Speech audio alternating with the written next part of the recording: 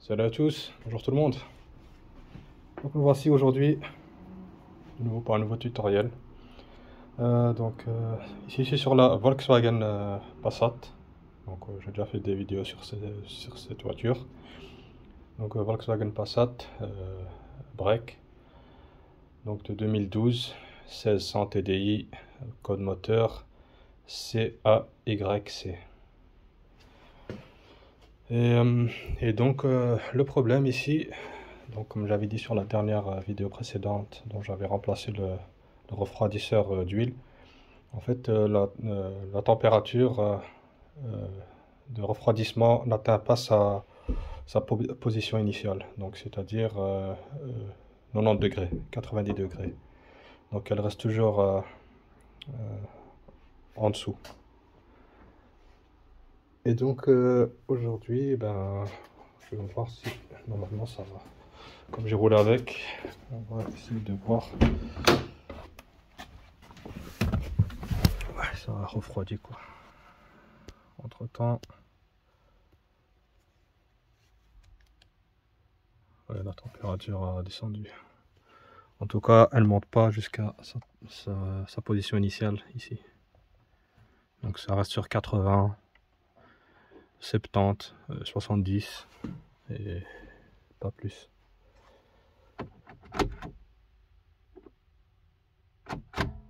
Donc j'avais supposé que ce serait ici donc le thermostat qui serait en cause.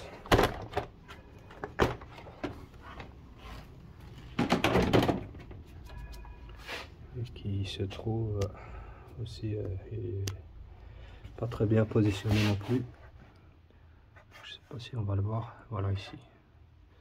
Prendre un tournevis comme ça je peux vous le montrer. C'est celui-là. Donc ça c'est le thermostat. Et donc pour l'atteindre, même opération, il faudra enlever ici la valve papillon. Normalement, il faut enlever tout ça ici. Donc ici le collecteur d'admission d'air. J'ai regardé un peu sur le manuel, il demande beaucoup de démontage. Mais bon, je pense que on n'est pas obligé de passer par là pour enlever tout ça. Et donc voilà, je vais commencer à retirer ce qui est pour moi le plus important à retirer, pas tout retirer comme mentionné dans le manuel. Je vais vous montrer ça. Donc voilà, ici on voit bien dépose et repose des tuyaux de liquide de refroidissement avant Golf, Golf Plus, Golf Cabrio, Passat, Touran, voiture avec thermostat.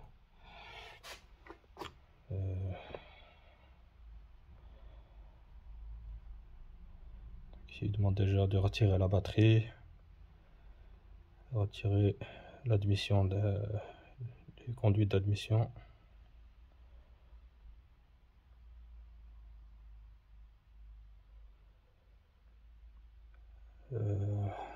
Ici aussi, faisceau de câblage.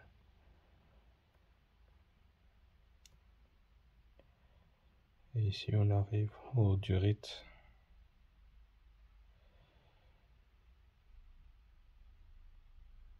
Et les conduites. Donc ça c'est le thermostat. Mais ici c'est un autre modèle.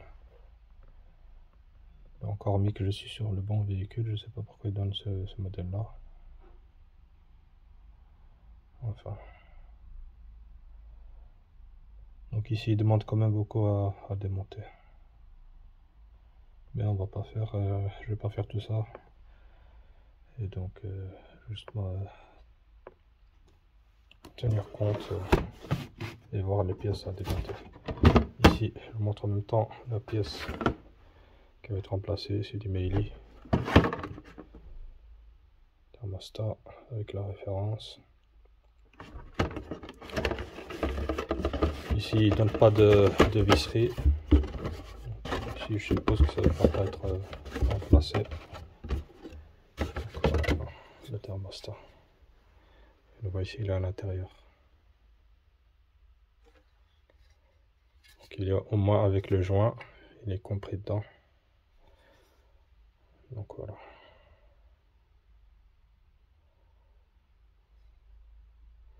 Donc, ici, la position qu'on avait vue, je crois que c'est ça. Ouais. C'était posé comme ça. Donc il y aura plusieurs conduites à retirer. 1, 2, 3, 4.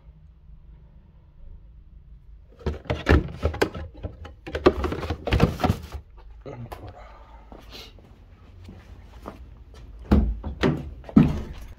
Donc je vais faire le même démontage que j'avais fait sur quand j'ai remplacé le refroidisseur ici d'huile. Donc ici je vais retirer le couvercle ici. Voilà, deux petits clips, ça sent à soulever. Et retirer la conduite.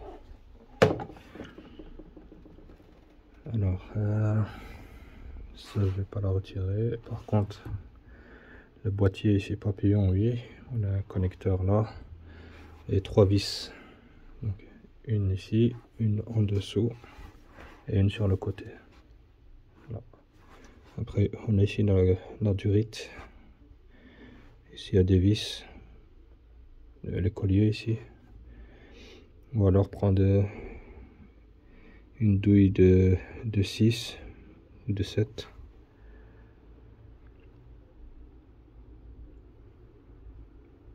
Donc voilà, je vais déjà chercher les outils.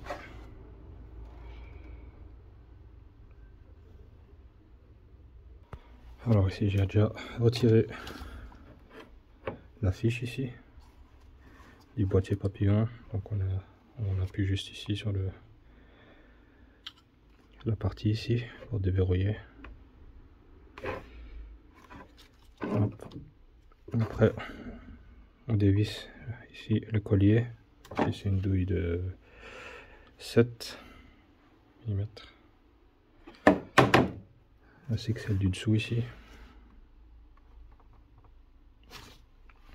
Donc on décale un peu, enfin, tout dépend. Si vous avez le collier ici sur le chemin, on enlève la vis ici de la tige ici pour le niveau d'huile.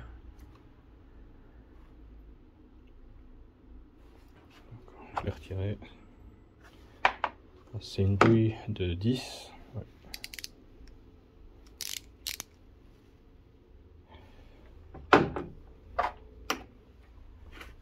Au moins comme ça va pas gêner. Alors maintenant, pour pouvoir retirer ici la partie, donc ça c'est certainement, oui, c'est du Torx 30 T30. Donc une fois qu'on a retiré la durite, ça on peut accéder à la vis qui est en dessous ici. Je sais pas si on peut la voir. Alors, on va voir un petit peu, elle est juste. Voilà, juste là. Juste en dessous ici.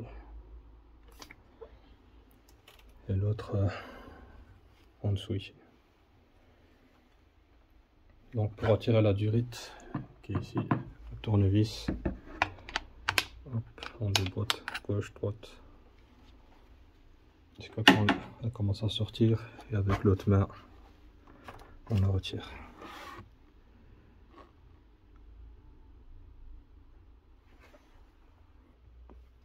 Donc ici, vous voyez, je suis occupé à retirer la vis.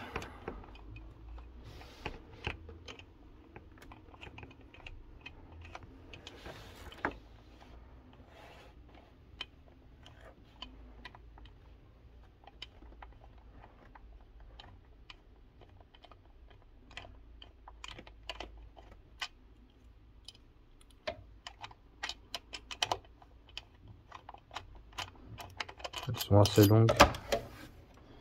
Voilà. Maintenant, il reste encore une. Donc ici, j'ai bouché la conduite ici avec un gant pour éviter qu'il y a des choses qui tombent dedans. Et maintenant, je vais aller retirer une durite pour vider le système. Une partie. Donc j'ai dû retirer le cache. Et j'ai passé la bassine. Donc je vais retirer la durite. Donc il y a celle-ci.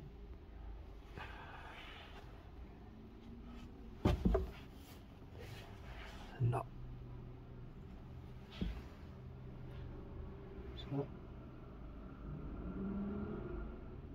L'huile, enfin l'huile, oh là là. Le liquide de refroidissement peut s'écouler. J'ai ouvert le bocal.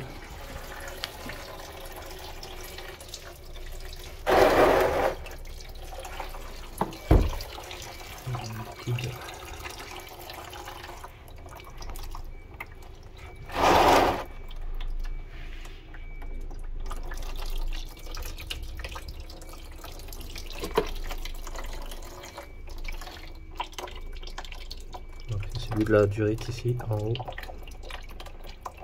Celle-ci que j'ai retirée.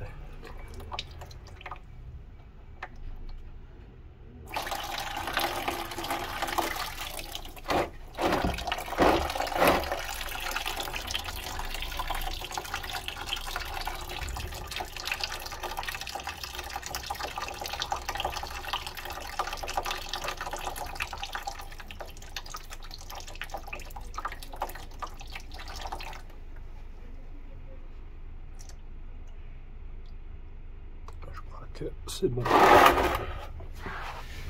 Voilà.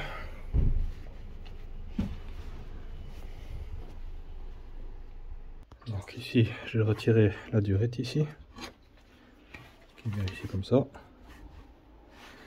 Ici, elle est maintenue par ce collier, donc avec un tournevis, on le dégrafe et on vient pincer le collier ici pour le sortir.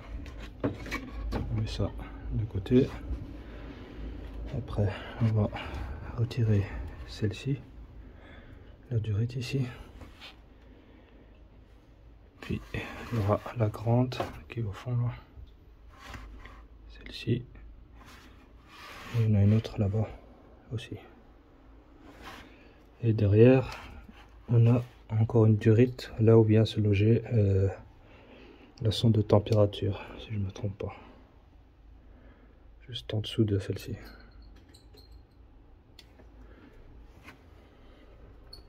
Voilà. Donc il est retiré. Le collier. Donc on s'utilise, si on a l'outil, on utilise celui-ci, la pince ici, pour pincer les colliers, donc avec la tige. Celui-ci, il est un peu compliqué pour y arriver. On va venir retirer la durite.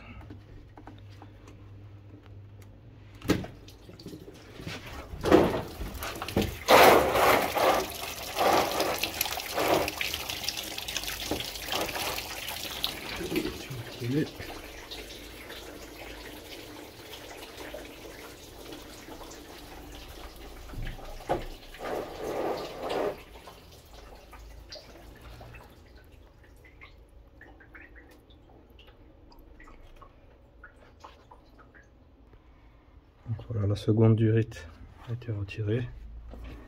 Donc celle-ci, elle est bien en dessous, comme ça.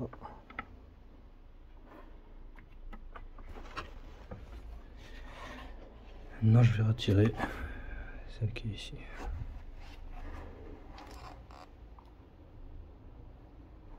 Donc soit à partir de là, ou alors à partir d'ici. C'est une seule et même conduite. Alors ici, j'ai retiré la durite qui est là. Maintenant je suis en train de commencer à dévisser. Donc j'ai pris une clé à cliquer avec plusieurs rallonges pour arriver à la vis qui est là-bas. Donc elle est dévissée. Maintenant celle du dessous, elle est un peu compliquée parce qu'elle est vraiment dans le fond.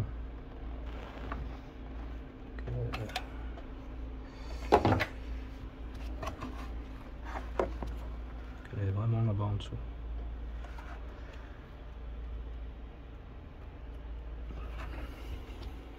Alors pour la seconde vis, la méthode que j'ai utilisée c'est celle-ci. Donc avec une clé à cliquer, une rallonge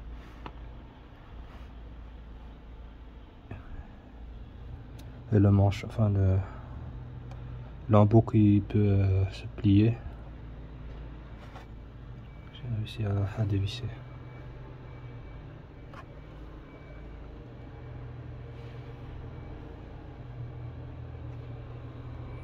Donc voilà, la vis est retirée. Je ne sais pas si vous voyez. Juste en bas là. Elle est ici. Ici on peut mettre aussi une vis M de M8 peut-être. Maintenant je vais retirer l'autre vis qui est déjà desserrée. Alors pour pouvoir débloquer donc le thermostat, parce qu'il est bien collé, donc, il commence à se retirer. Donc je vais rentrer un tournevis ici, entre, et je l'ai bloqué là comme ça. Je donne quelques à-coups.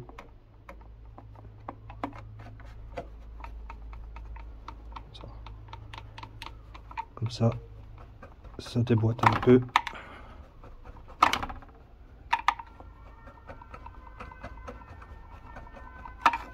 On voit déjà qu'il commence à sortir. Voilà, on y est presque.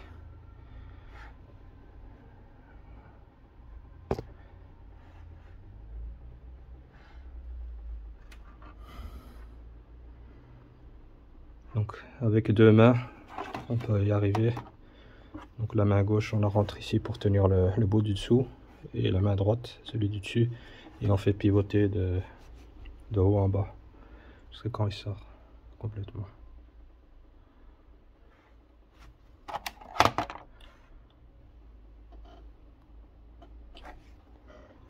Donc voilà, et retirer.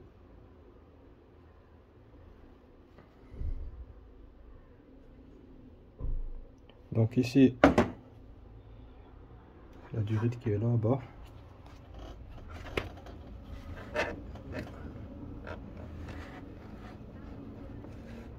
Celle-ci qui est ici là.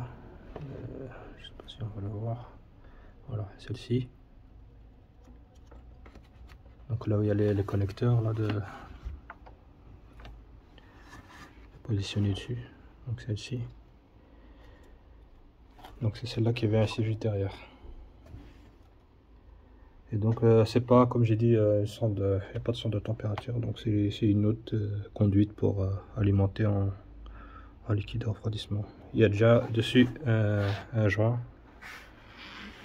Sur cette partie-là, on voit le noir. Et voilà. On peut le comparer avec le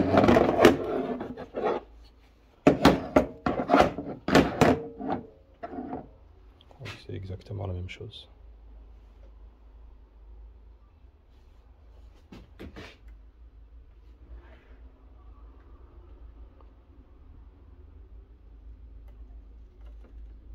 Donc ici on voit bien les traits qu'il y a ici, c'est pas pour rien. Et ici aussi. Donc c'est là où vient se positionner les conduites. Il y a un trait ici. Pareil pour l'autre qui est en dessous. Ici pour les autres, il n'y a pas. Mais pour celle du dessus, celle-ci et celle-là, il y a une position spécifique de la conduite d'arrivée ou de retour. Donc maintenant je vais donc lubrifier la partie ici. avec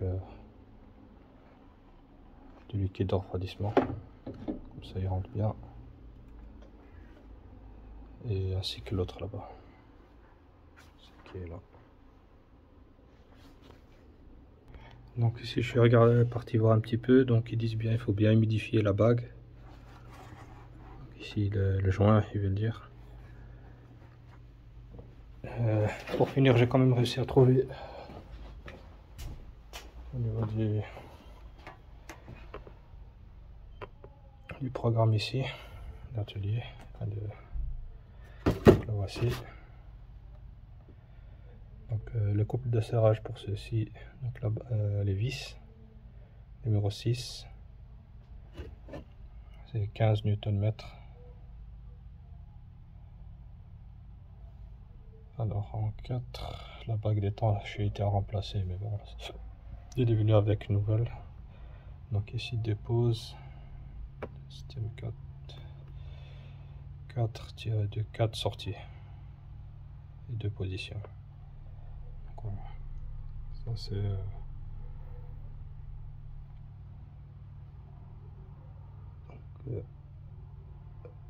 le processus pour démonter. C'est quasiment la même chose que ce que j'avais montré tout à l'heure. Ici, il demande de retirer donc la boîte à air, le connecteur et la fiche au niveau de l'alternateur. Plus des colliers et des connecteurs aussi encore, la durite.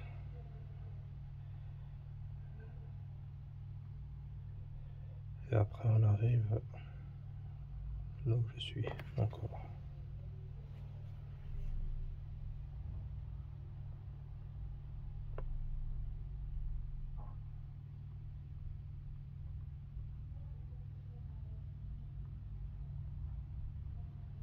Donc pour l'installation, alors ici il dit bien humidifier la nouvelle bague d'étanchéité 1 avec du liquide de refroidissement.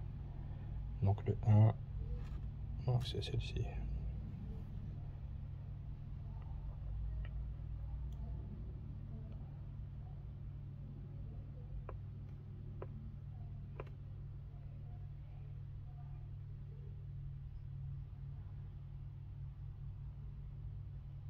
Ça c'est un autre modèle.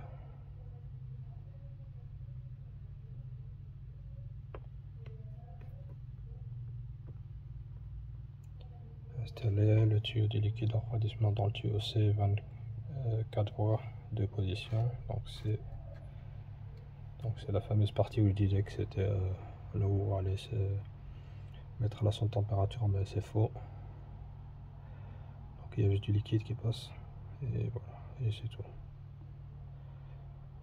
Donc il faut bien humidifier donc le joint avant de le remettre. Et après le couple de serrage c'est 15 Nm. Donc voilà, j'ai réussi à le monter. Donc c'est pas une masse à faire, donc j'ai utilisé une douille plus longue pour serrer parce que celle-ci elle rip donc avec les rallonges. Donc, plusieurs rallonges et celle-ci, donc pour serrer c'est beaucoup mieux. Pour celle du dessus il n'y a pas de problème. C'est juste celle qui se trouve vraiment dans le fond là-bas qui est un peu compliquée. Donc sinon voilà.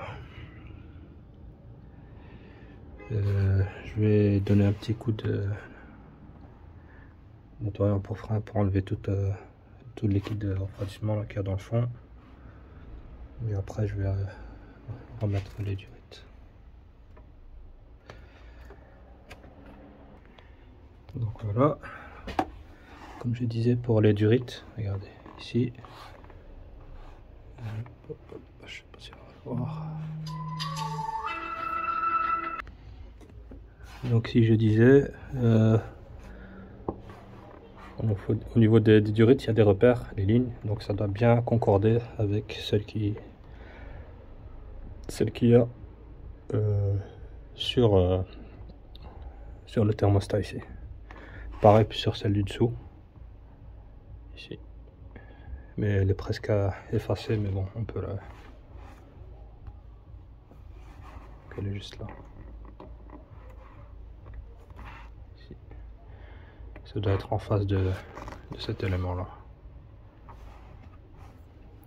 Donc voilà, maintenant il me reste à remettre les colliers à leur place initiale, les connecteurs que j'avais retirés, plus encore deux durites, celle-ci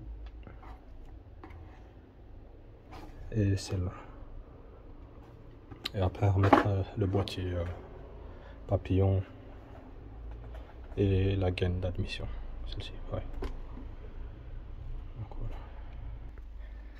Donc voilà, opération terminée, tout est serré, tout remis en place, les colliers, les connecteurs, les durites en plastique. Donc voilà, cette opération. Maintenant, il reste plus qu'à remettre du liquide de refroidissement.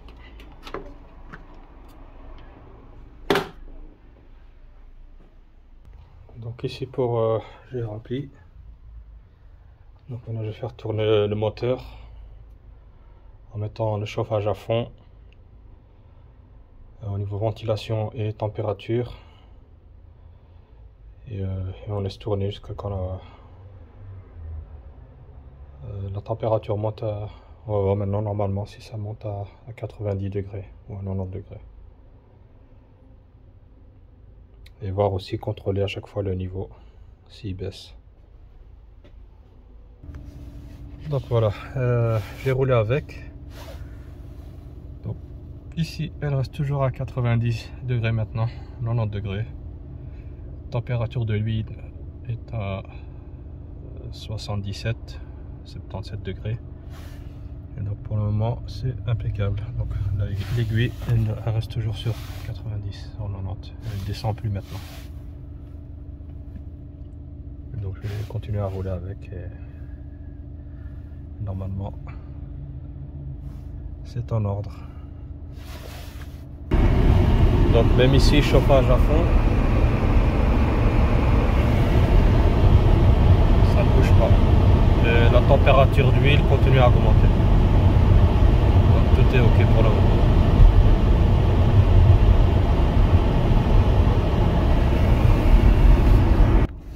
Donc voilà, je continue à rouler.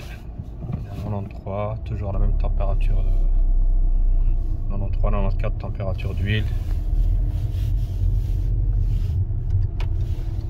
Comme je disais, au niveau de la température d'huile, c'est la plage, enfin la température idéale pour le moteur.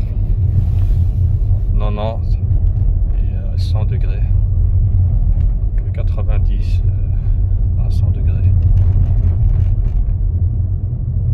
Sauf en été, donc ça peut varier, ça peut monter bien plus à 110, 120, 130 même, ça dépend des pays où on se trouve. Les températures d'huile peuvent monter assez haut et baisser aussitôt. Donc voilà. Et ici on a toujours la température liquide de refroidissement qui est toujours à la même, donc à sa position initiale. Ici le chauffage il est à 23. Fonctionne parfaitement. Donc le problème était bien donc le thermostat qui était foutu quoi. Il n'était plus opérationnel comme il fallait. En fait il fermait pas comme il faut. Donc le thermostat ne fermait pas comme il faut le clapet, donc ça laissait passer donc le liquide de refroidissement et empêcher donc le moteur d'arriver à température adéquate. Voilà.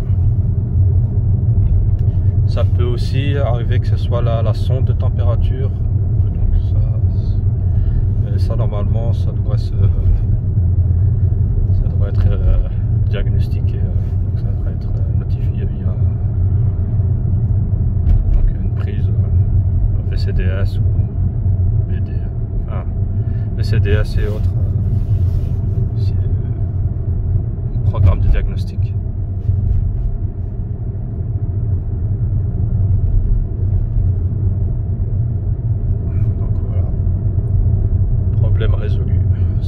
Passat.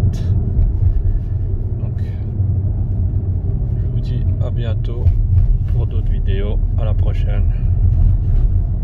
N'hésitez pas à liker, partager. Salut les gars, merci encore pour vos commentaires. À la prochaine.